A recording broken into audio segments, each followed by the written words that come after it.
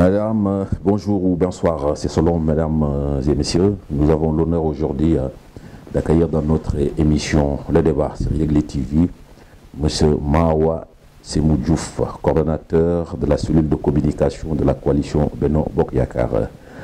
M. Mahawa Sémou Diouf, bonsoir. Bonsoir, M. Timéra. Voilà, Monsieur Mahawa, comme je l'ai dit tantôt, aujourd'hui, nous allons parler un peu donc, de la situation politique donc, du Sénégal, surtout donc l'actualité d'une manière générale, et aussi donc, de quelques faits saillants donc, qui font l'actualité politique donc, dans notre pays en tant qu'acteur politique aujourd'hui. Et ma première question, elle a trait à la perspective donc, de la présidentielle donc, du 24 février donc, 2019. On peut dire qu'on est à moins 2 mois donc, de l'échéance. Et vous, aujourd'hui, au niveau donc, de la coalition Benno Bokk Yakaar, est-ce qu'on peut dire que tout est marron?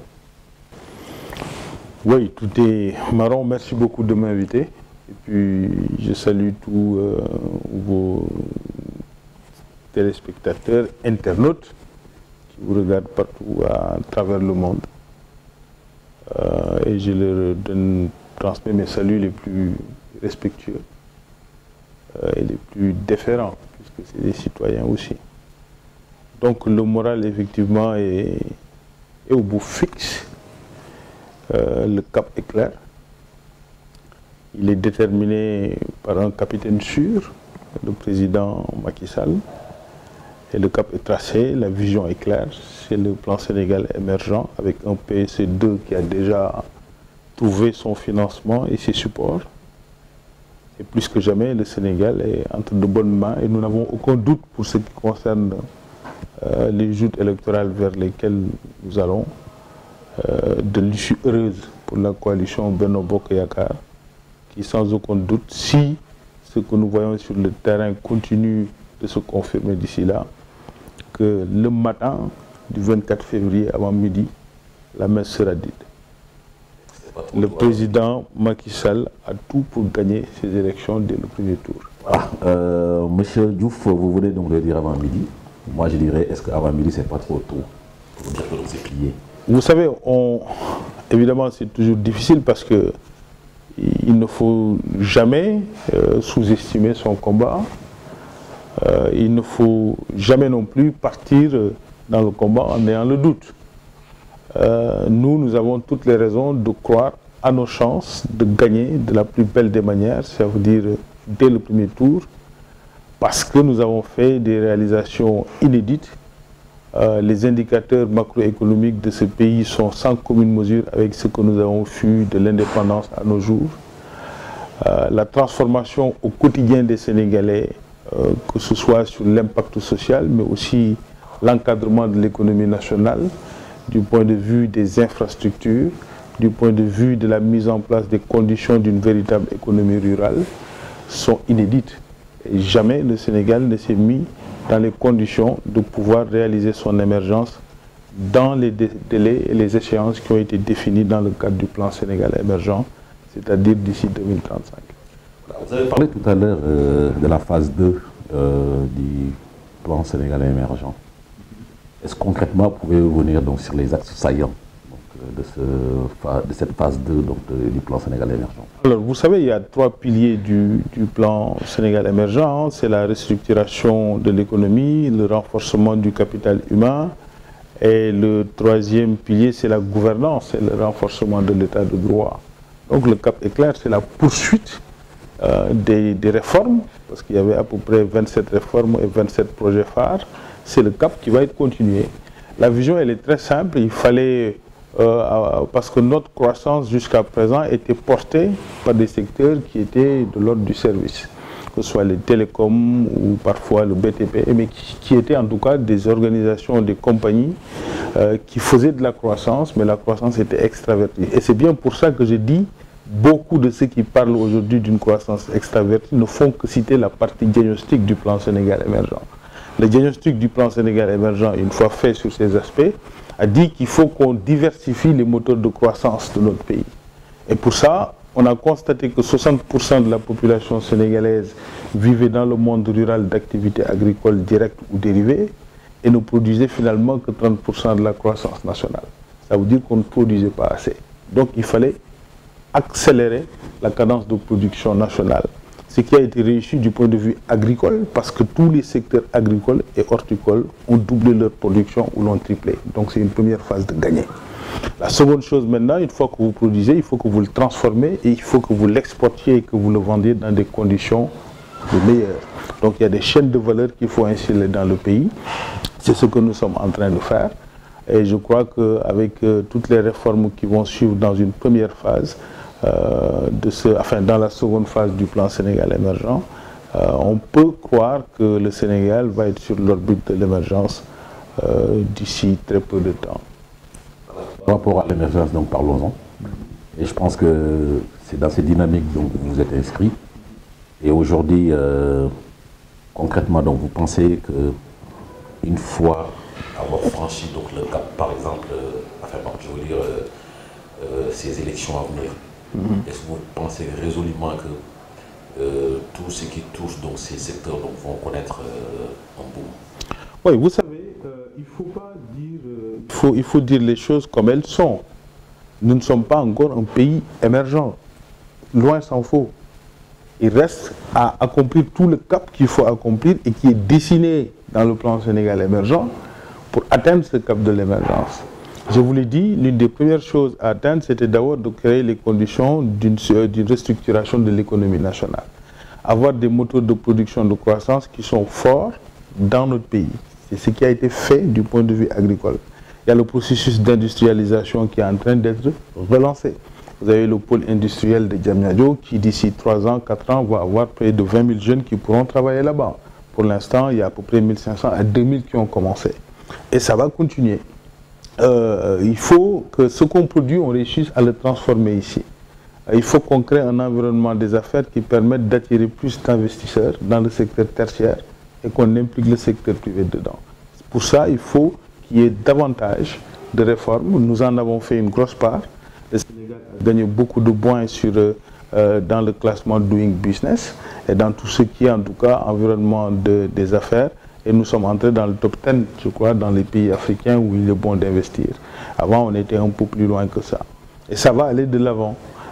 Et surtout, nous avons réussi à restructurer l'État. Vous vous rendez compte que lorsque le président Macky Sall est arrivé, l'une des premières choses qu'il a réalisées, c'est un audit de la fonction publique. Vous savez ce que l'audit de la fonction publique avait révélé? Il y avait près de 29 000 fonctionnaires fictifs dans le pays. 29 000.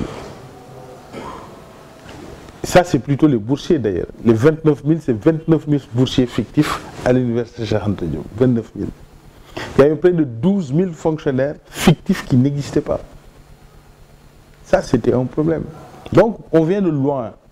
Et cet argent-là qu'on a récupéré, on a mis ça dans la couverture maladie universelle, on a mis ça dans les bourses de sécurité familiale, on a mis ça dans toutes les mesures de filets sociaux.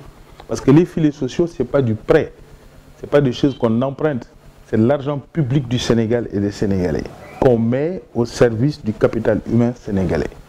Voilà le changement de paradigme, voilà la révolution qu'est en train de mettre en œuvre le président Sall. Et voilà pourquoi nous pensons que d'ici peu, nous aurons un meilleur encadrement, encore davantage performant, qui va permettre de créer les conditions d'une émergence économique dans les délais qui ont été décrits dans le plan Sénégal émergent. Tout à fait. Monsieur Mao Diouf, à vous entendre parler, si je vous ai bien écouté tout à l'heure, vous reconnaissez quand même qu'il y a des améliorations à faire malgré tout. Ah non, mais vous savez, si on pouvait régler les choses entre 2012 et 2019, on aurait dit non pas PSE 2035, mais PSE 2019. On a bien dit PSE 2035. Ça veut dire que nous ne travaillons pas pour nous-mêmes, nous ne travaillons pas pour les générations d'aujourd'hui, mais nous invitons le peuple d'aujourd'hui à se mettre au travail pour les générations pour nos enfants et nos petits-enfants pour qu'ils ne vivent pas les mêmes problèmes que nous vivons aujourd'hui. Évidemment qu'il faut plus et davantage de jeunes au travail, évidemment qu'il faut davantage de transformation de nos productions. Ici, il faut plus d'industrialisation, mais comme on dit en Wolof, La première des choses, c'était d'abord de produire suffisamment et d'imposer un prix au kilogramme de 200 francs pour que lorsque nos parents agriculteurs et paysans produisent, ils puissent se nourrir de la vente de ces produits-là. Il n'y a plus de bombes impayées dans le pays, ça veut dire qu'on crée les balbutiements de récréation d'une économie rurale dans notre pays, indispensable à notre développement parce que nous n'oublions pas, 60% de notre population vit en monde rural et vit d'activités agricoles ou périagricoles. Donc il est important d'appuyer notre développement fondamentalement sur l'appui à ce monde rural-là. Voilà, comme je le disais tout à l'heure, nous avons aujourd'hui l'opportunité d'accueillir sur notre émission, donc le débat sur Yegli TV, M. Mawa Sémou Diouf, qui est le coordonnateur de la cellule de communication de la coalition Benno Bokk Yakaar. Une belle transition donc d'ailleurs pour parler un peu donc, de politique, parce que tout est politique. Il y a quelqu'un qui disait que se désintéresser donc de la politique, c'est manquer de civisme. Et pendant qu'on y est, par rapport au parrainage, donc l'ont fustigé, donc on même donc l'ont considéré comme étant un recul démocratique. Donc vous, en tant qu'acteur politique,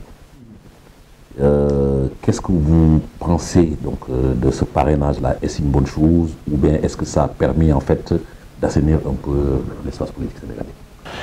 Le parrainage, au même titre que la création de l'OFNAC, au même titre que la déclaration de patrimoine, au même titre que les nouveaux droits à l'accès aux ressources sur les hydrocarbures et les ressources naturelles du pays, constituent entre autres des éléments consolidants de l'action du président Sall pour la consolidation démocratique de notre pays. Le parrainage est bien un bilan, parce que le parrainage est une réforme qui a montré ses résultats. Voyez-vous, entre les élections locales, les élections législatives et puis les élections présidentielles à venir, il était évident pour tout le monde qu'il fallait un filtre démocratique. Malgré quelques oppositions qui ne me paraissent pas être les plus sérieuses, en tout cas, le parrainage a montré ses preuves. Vous aviez eu 137, je crois, ou 139 candidatures. Finalement, c'est réduit à 27. Et surtout, la légitimité populaire a montré qu'il n'était pas nécessaire d'avoir autant de candidats pour représenter les Sénégalais, puisqu'in fine, nous sommes autour de 7 candidatures aujourd'hui et le Conseil constitutionnel, d'ici quelques jours, va donner les candidatures définitives. Les candidatures, en tout cas ceux qui vont être les candidats à l'élection présidentielle. Donc, le parrainage est un filtre démocratique et c'était une réforme consolidante qui renforce notre démocratie parce que le parrainage va permettre en tout cas d'avoir un débat serein, apaisé, où les gens pourront facilement distinguer le bon grain, la bonne graine de livret et avoir en tout cas un débat fondé sur des propositions structurantes entre candidatures, entre autres, en tout cas au moins qu'on n'ait pas des candidatures un peu floues, pour, excusez-moi du mot, mais qu'on n'ait pas des candidatures qui ne représentent pas le peuple sénégalais. Malgré tout, M. Mao, l'opposition continue toujours à crier, donc en disant même que le fichier qui est au niveau donc, du Conseil constitutionnel pour faire donc, les comparaisons par rapport au nombre donc, de parrains et de signatures n'est pas adéquat ou n'est pas donc, le bon fichier. Donc vous, qu'est-ce que vous répondez? Alors, ils ne disent pas que ce n'est pas le bon fichier, ils disent qu'il y a 2 fichiers. D'autres disent qu'il y a 3 fichiers, il y en a qui disent 4 fichiers. Bon, mais moi, ce que j'ai l'habitude de répondre, c'est que s'ils savent où se trouvent ces 3 fichiers, il faut qu'ils le montrent aux journalistes et aux forces de l'ordre et de sécurité pour qu'ils aillent les récupérer. Parce que tous les Sénégalais ne connaissent qu'un seul fichier qui connaît une révision chaque année où on sort les décès et on intègre ceux qui ont l'âge de voter. Et dans la diaspora, comme ici au Sénégal, sur le territoire. C'est tout ce qu'on connaît comme fichier, mais eux, s'ils connaissent un autre type de fichier quelque part, qu'ils aillent le montrer. Vous savez, je pense que sur le processus électoral, il est plus que temps que les gens reviennent à la sérénité. Nous travaillons, et nous travaillons méthodiquement. Ça veut dire que chaque approche que nous avons politiquement, il est pensé pour servir le peuple sénégalais. Nous rendons compte au peuple et l'action que nous faisons est en direction du peuple sénégalais. et nous espérons que le peuple sénégalais nous le rendra bien le 24 février. Si tout le monde fait comme ça, je pense qu'on n'a pas de risque d'avoir de difficultés autour des élections, puisque le Sénégal est un pays qui n'en est pas à sa première élection. Le Sénégal est un pays même expert électoral. L'actuel directeur, je crois, de la Direction générale des élections, il a été même prêté des Nations Unies, parce qu'on connaît l'expertise sénégalaise en matière d'élection. Il n'y a pas de possibilité véritablement de fraude électorale au Sénégal. C'est impossible, hein? Ça c'est connu. Tout le monde sait que ce n'est pas possible de gruger des élections au Sénégal. En plus, les élections se passent de façon très claire. Dans les bureaux de vote, il y a à la fois vous les journalistes, il y a aussi les observateurs nationaux comme internationaux, tous les mandataires des différents partis, plus vraiment cette année on apprend même que l'Église catholique sera observatrice. Voilà, donc véritablement il n'y a pas de possibilité de fraude, et il faut d'ailleurs constater que depuis 2000 à aujourd'hui, les journalistes donnent les résultats bureau de vote par bureau de vote à travers le territoire et international, avant même le Conseil constitutionnel. Et jamais depuis 2000, les résultats du Conseil constitutionnel n'ont été véritablement différents des résultats de la presse. Donc, parler encore de processus électoral, de ministre de l'Intérieur, c'est sous-estimer la maturité politique des Sénégalais et leur maturité démocratique. Chaque Sénégalais que tu rencontreras dans ce pays te dira qu'il est vrai que des élections ne peuvent pas être truquées dans le pays. Je peux m'offrir une brèche, Mao. Tout à l'heure, vous avez dit que vous travaillez dans la méthode, c'est-à-dire méthodiquement. Mais au niveau de l'opposition, déjà, on crie au forcing. Raison de plus qu'hier, un leader politique, en l'occurrence donc le président donc, de PASTEF, a adressé un mail donc, au leader donc, de l'opposition pour qu'il boycotte l'opposition parce qu'il y a un forcing. Est-ce que vous confirmez ou vous infirmez?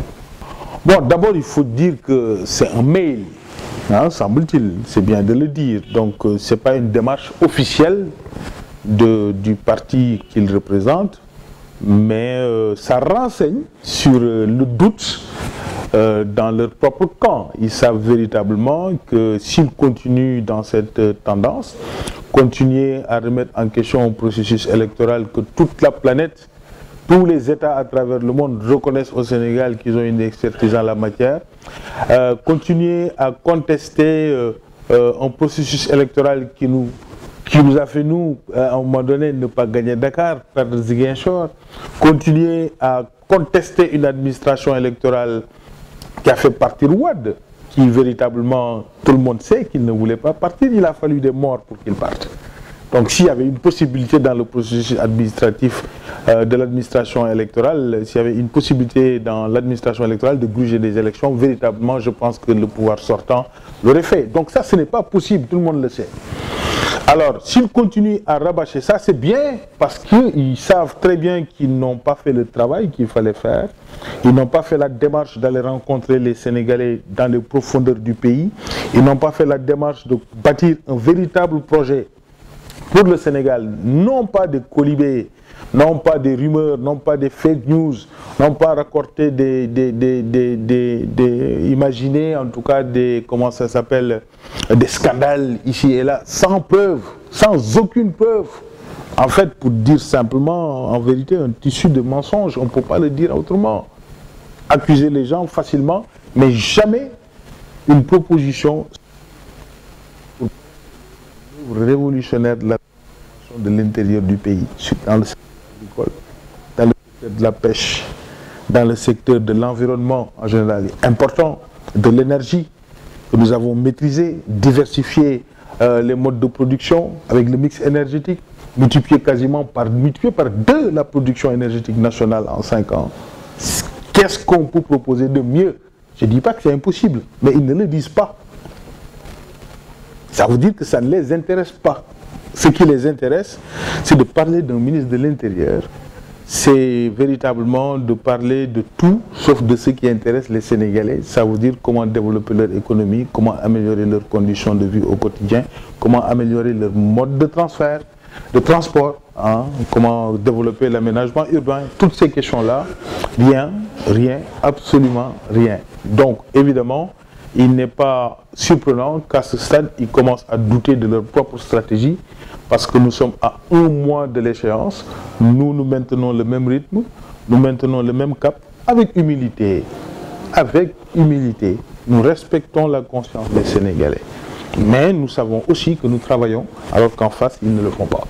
Selon vous, avec cet acte, c'est comme si l'opposition est dans le doute et que peut-être exprimer, entre guillemets, peut-être un aveu d'échec donc, par rapport à tenir tête donc, au régime pour nous. Si quasiment à 1 mois des élections, vous vous demandez si vous boycottez ou vous y allez, ça veut dire que vous n'êtes pas sûr de ce que vous avez fait. Nous voulons aller aux élections. On va y aller. Parce que nous avons fait le travail. Nous avons foi et nous avons confiance au peuple sénégalais. Et nous savons que nous pouvons faire confiance à ce peuple sénégalais et à sa maturité démocratique. Nous allons aller les rencontrer, leur proposer des projets. Nous avons un bilan que personne ne conteste, même pas l'opposition. L'opposition ne veut pas qu'on parle de notre bilan, c'est étonnant. Et donc, c'est pour ça aussi qu'avec humilité, mais avec gravité et responsabilité, nous pensons que nous pouvons compter sur le Sénégal et le peuple sénégalais pour qu'il refasse confiance à un président exceptionnel, exceptionnel d'ambition, exceptionnel de vision, exceptionnel de méthode, exceptionnel de pratique administrative. Voilà pourquoi nous pensons que le 24 février, je dis bien avant midi, les Sénégalais nous referont confiance. De toutes les façons, 24 février avant midi, on verra donc ce que ça va donner. Et entre-temps, voilà, M. Mao Diouf, comme on parle politique, donc nous allons rester donc, dans le champ politique. On a vu aussi donc, depuis quelques jours un des leaders donc, de l'opposition qui a maillé à partir avec donc, des accusations qui fusent donc, de partout. On a parlé un peu donc, de la mise en place d'une société écran. Donc avec Merca Lex et Atlas, et on vient donc de parler aujourd'hui et hier et aujourd'hui donc de Olaou Oil, voilà, donc en l'occurrence donc Ousmane Sonko. Donc vous en tant qu'acteur politique, est-ce que vous pensez que quelqu'un qui aspire à diriger donc, le Sénégal donc, peut se mêler donc, dans ces genres de choses? Bon, vous savez, c'est des accusations, hein. Et maintenant, dans les accusations, autant je réfutais totalement lorsqu'il se mettait à balancer sans preuve, avec une telle immaturité, des accusations contre des gens parce qu'ils sont dans le régime. Autant je n'accepte pas non plus qu'on lui balance des accusations qui n'ont pas de preuves. Donc il faut attendre les preuves avant de se prononcer sur quoi que ce soit. Ceci étant, je constate quand même que lui-même, de sa propre bouche, il dit qu'il a une société privée et qui s'appelle Atlas. Bon, on ne sait pas si c'est Atlas Group ou Atlas SARL d'ailleurs. Bon, il a cette société. Il y a une autre société qui est mitoyenne et qui aurait fait une transaction sur un sujet qu'il a défendu en tant que député. Hein? Donc en tant que député, bon, là je suis révélateur d'ailleurs. En tant que député. Donc c'est gênant. Je pense qu'il est bon qu'il éclaire la conscience des Sénégalais. Parce que vous savez, mine de rien, il incarne quand même, il fait partie de... Le fait qu'il soit candidat n'est pas une chose mauvaise de mon point de vue. Maintenant, que des choses aussi graves soient prononcées le concernant et qu'il garde le silence, ce n'est pas acceptable pour quelqu'un qui est un député de l'Assemblée nationale, qui a porté ce dossier, qui, semble-t-il, le concernerait directement. Il a un devoir de s'adresser aux Sénégalais et de s'expliquer. C'est ça la marche démocratique et le débat public. Maintenant, on va voir comment les choses vont évoluer, mais il est évident que c'est gênant lorsqu'un député porte à l'Assemblée nationale un combat pour l'intérêt du peuple, alors que peut-être à côté de l'intérêt du peuple, il y avait des intérêts un peu personnels, ça prête à confusion. Hein. Donc voilà pourquoi je pense qu'il a le devoir de s'expliquer sur cette question-là. Aujourd'hui, est-ce qu'avec ces pratiques auxquelles donc nous assistons présentement, ne va pas souvent pousser ou même permettre, par exemple, donc, au peuple donc, de dire que ben, voilà, donc, ces hommes qui sont là, qui disent qu'ils défendent donc, leurs intérêts, au lieu donc, de leurs intérêts, de notre intérêt, nous, peuple, ils défendent donc leur propre intérêt. Est-ce que vous n'êtes pas donc de cet avis? Si, c'est-à-dire que moi je me méfie de l'homme providentiel, je me méfie de l'homme prophète, ça n'existe pas. Et c'est ça aussi d'ailleurs, hein? Oui, c'est ça, c'est le Messie. C'est ça d'ailleurs c'est ça qui nous fascine, en tout cas moi qui me lie particulièrement à mon leader, le président Macky Sall. C'est la main de fer dans le gant de velours, mais c'est aussi l'homme qui est d'une grande humilité, en ayant une très grande ambition pour son peuple. Il n'y a pas besoin de dire que je suis le lion ou je suis le tigre. Voilà, il n'y a pas besoin de le faire. C'est comme disait Wole Soyinka, il n'y a pas besoin de crier sa tigritude. Non. La posture du président Sall est une posture de véritable leader qui règle les problèmes en ne faisant pas trop de bruit. À côté, nous avons effectivement un tonneau qui a fait beaucoup de bruit. Maintenant, il semble qu'il commence à s'entrouvrir. On va voir ce qu'il y avait dedans. Parce que lorsque on parle avec autant de véhémence d'un sujet et qu'on soit directement concerné dans sa vie personnelle et commerciale, ça fait désordre. Ça fait désordre. Donc, en tout cas, ça rassure pas. Ça rassure pas. Et pour un jeune de notre génération, c'est toujours...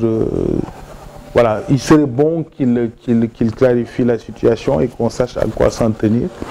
C'est ça que demande le débat public pour que ce soit riche. Maintenant, comme je le disais un peu plus tôt, je ne suis pas du tout fan des débats qui ne sont pas fondés sur la force de la preuve. Autant je le lui reprochais hier, autant je me l'applique à moi. Je parle de ce sujet et pas de l'autre parce que pour ce qui concerne ce sujet, lui-même il en a parlé. Il a dit qu'il a une entreprise et que son parti lui-même est sorti pour se défendre, attestant de la véracité des faits de ce point de vue. Mais bon, on a une explication qui effectivement, de mon point de vue, n'est pas suffisante. Donc, c'est mon point de vue, ça renforce la démocratie de pouvoir s'expliquer sur des questions aussi graves. Il a le devoir de le faire, c'est important. Donc vous voulez dire que c'est l'arroseur arrosé quoi? Moi, je pense que lorsqu'on tient un discours politique fondé sur l'éthique, la morale, la probité, nous avons un devoir d'avoir des actes conséquents qui confortent en tout cas ces idées que vous prétendez défendre. Et défendre ses projets personnels tout en utilisant le manteau de député du peuple, ça n'honore pas un engagement, ça c'est évident. Parce que ce qu'il a vendu au Sénégal pendant des années, c'est un discours de probité. Et le fait d'aller à l'Assemblée nationale défendre un projet, en tout cas défendre au nom du peuple sénégalais, défendre au nom du peuple sénégalais, une affaire qui porte sur 94 milliards, alors que vous-même, à titre commercial, vous êtes concerné pour 12% de ces 94 milliards, ça n'honore pas Ousmane Sonko, c'est évident. Voilà, Monsieur Diouf, peut-être que donc nous allons amorcer donc la dernière ligne droite, toujours... évidemment, donc, on va parler donc, de politique. Mais bon, d'ores et déjà, donc, on parle donc, du retour de Wade. Donc, pour la perspective de la présidentielle. Énième retour. Bon, moi j'ai dit donc son retour. Bon, Igniem ou ça. Le premier. Ouais, ben, quand même, il sera là. Mais vous savez, on était au lycée déjà et il faisait des retours depuis Paris. Mais bon, il sera là. Hein? Bon, maintenant, bon, vous en tant qu'acteur politique et aussi donc, étant donc, dans les affaires. Vous parlez de Wade de père ou de Wade de fils d'ailleurs? Wade de père. Et le fils, il vient quand? Bon. Ça, peut-être que c'est à moi donc, de vous poser donc, la question. Peut-être que bon, vous êtes très bien placé donc, pour pouvoir me donner une réponse donc, par rapport à ça. Est-ce que vous pensez que l'aura qu'il avait eu donc, il y a de cela quelques temps, bon, même cette fois-ci, s'il signe donc, son retour, ça va être donc, la même chose, à votre avis? Alors, nous avons tous quelque chose de particulier avec Abdoulaye Wade parce que c'est un parcours exceptionnel. C'est 25 ans d'opposition, il a marqué ce pays quand même. Mais je pense que aussi chaque chose a son temps, chaque époque avec sa vérité. chaque époque avec sa réalité, tout au moins. Et aujourd'hui, il faut que les partisans de Wade, ceux qui sont avec Wade, le laissent se reposer. Il est temps qu'il se repose. Il doit se reposer. Il a donné au pays, il a donné à sa famille, il a donné à tout ce qui l'entoure. Il est temps qu'il se repose. Je crois qu'il a suffisamment donné au Sénégal. On n'a pas besoin de l'exposer comme ça dans des combats politiques à presque 95-96 ans. Il y a quelque chose de malsain dans la démarche de mon point de vue. Donc évidemment, s'il revient, il reviendra, mais il n'y a pas de souci. Et comme je vous disais, il n'est pas à son premier retour. Je crois que depuis que nous sommes au lycée, vous comme moi, on entend le prochain retour de Wade en 93, 98, 96, 2000. Et depuis qu'on est là, il fait des allers-retours. Non, franchement, nous en tout cas, dans la coalition Benno Bokk Yakaar, ce n'est pas la préoccupation. La préoccupation, c'est les 15 millions de Sénégalais. Comment faire en sorte que les jeunes trouvent davantage d'emplois? Comment faire en sorte que ceux qui vivent dans le monde rural vivent mieux chaque jour dans le monde rural, avec plus de pistes rurales, plus d'équipements de transformation, plus de renforcement de capacité. Voilà comment poursuivre le maillage infrastructurel qu'on est en train de faire. Après Ila Touba, il va falloir aller plus loin. Il y a l'autoroute qui doit partir faire Fatick, Kaolack. Le TER, le train et le Dakar Bamako qu'on va faire renaître. Vous savez, le train, on l'a construit pour la première fois au Sénégal en 1925. De 1925 à aujourd'hui, le Sénégal reprend en main la politique de maillage territorial en matière d'infrastructure. Le pont de la Gambie. Voilà les vrais sujets. Était-ce de bonnes options? Est-ce bien fait ou pas? Comment faire en sorte que ce soit optimalement utilisé au bénéfice du Sénégal? Le Sénégal aujourd'hui a-t-il fait les bonnes options en matière d'investissement infrastructurel? En dehors du TR, on parle peu de la politique globale d'infrastructure. Juste des raccourcis, des colibés ici et là. Wade revient, il part. Mais alors, Abdou Diouf sort chaque jour du pays, il revient dans le pays, il n'y a pas de polémique. Il faut qu'on arrive à faire de la politique, mais de façon structurante et constructive, avec comme seul objectif l'amélioration des conditions de vie des Sénégalais dans une économie mondialisée, avec des enjeux géopolitiques beaucoup plus complexes. Quelle est la proposition de l'opposition? Aucune. Poussel, Matok. C'est ça leur proposition. Aujourd'hui, au niveau de Benno Bokk Yakaar, puisque donc nous sommes à moins d'un mois donc, de la présidentielle, voilà, donc est-ce que vous avez déjà structuré, mis en place quelque part donc, un programme donc, par rapport à cette échéance électorale? Ah oui, nous avons déjà 5 grandes initiatives que le président a annoncées à l'occasion des investitures. Et 3 programmes, dont le programme pour la jeunesse. Il y a également l'initiative pour les villes propres, zéro bidonville. Il y a une véritable vision en tout cas qui va être partagée à travers le programme dans les semaines à venir. Et les gens pourront voir la perspective de la phase 2 du plan Sénégal émergent avec les axes prioritaires qui vont être dégagés. Donc nous sommes fin prêts pour ça. Voilà, donc la toute dernière question, M. Mao Sémou Diouf, c'est aujourd'hui, comme vous l'avez dit, donc, le bilan est positif, mais malgré le fait que donc, le bilan soit positif, qu'est-ce qu'il y a lieu de rajouter davantage donc, pour que donc, les Sénégalais vraiment puissent sentir donc, ce mieux-être, pour que donc, le Sénégalais donc, puisse dire que ben voilà, donc, je suis donc, dans un pays où vraiment je me sens bien. Quoi. Vous savez, le bilan est positif parce que déjà au plan social, nous avons fait l'option d'aider et d'appuyer les Sénégalais dans leur majorité, ce qui est important. Ça veut dire le coût de la vie, le coût du riz, de l'huile, du carburant, etc., etc.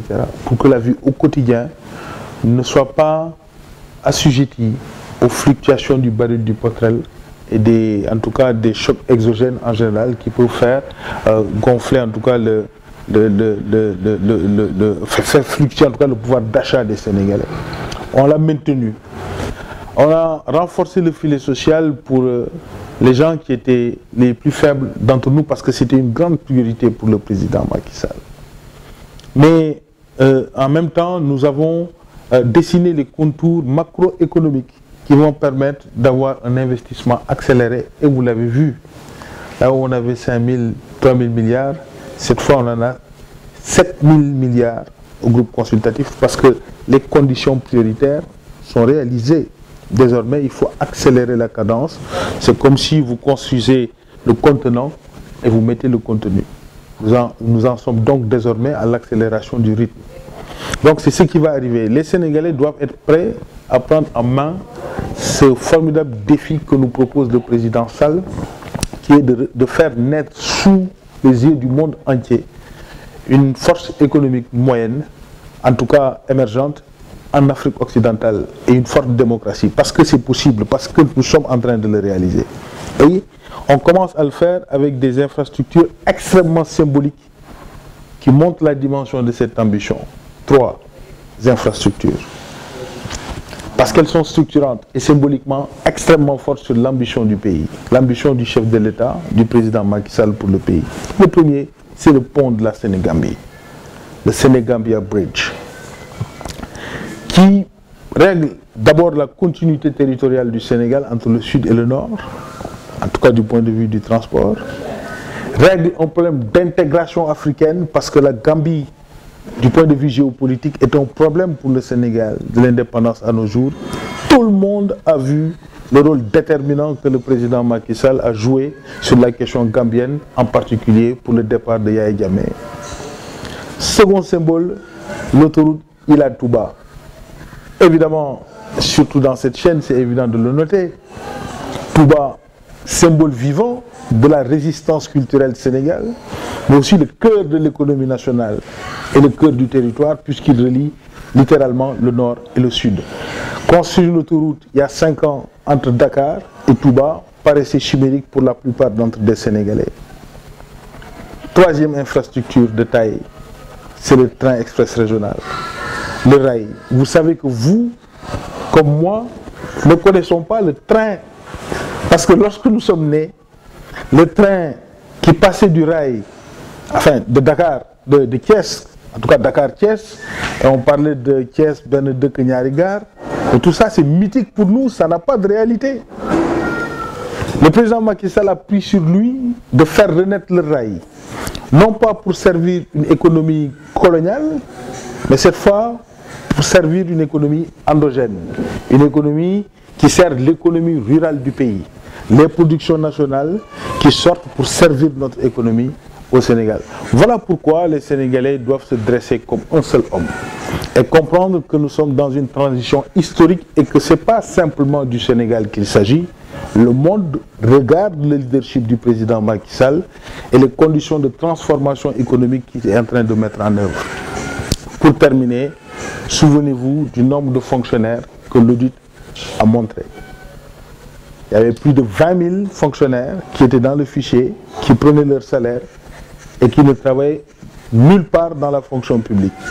Il y avait autant de boursiers du ministère de l'Enseignement supérieur qui recevaient leur salaire et qui n'avaient aucune utilité pour le Sénégal. Cet argent-là a été repris et donné comme bourse de sécurité familiale aux familles les plus démunies qui ont besoin d'avoir leurs enfants vaccinés et éduqués dans d'excellentes conditions. Conditions sine qua non pour réaliser l'émergence d'un pays qui en a véritablement l'ambition. Et c'est pour ça aussi que je reste convaincu que le 24 février, le président Macky Sall gagnera ses élections au premier tour sans aucun problème. Merci, mon cher. Merci beaucoup. Merci beaucoup. Merci. Que nous avons eu l'honneur d'accueillir dans notre émission, donc le débat sur Yegle TV. Merci à vous aussi, chers téléspectateurs donc, de Yegle TV, vous qui nous suivez. Et nous vous donnons rendez-vous la semaine prochaine avec notre invité, toujours avec votre fidèle serviteur. Et Bonsoir.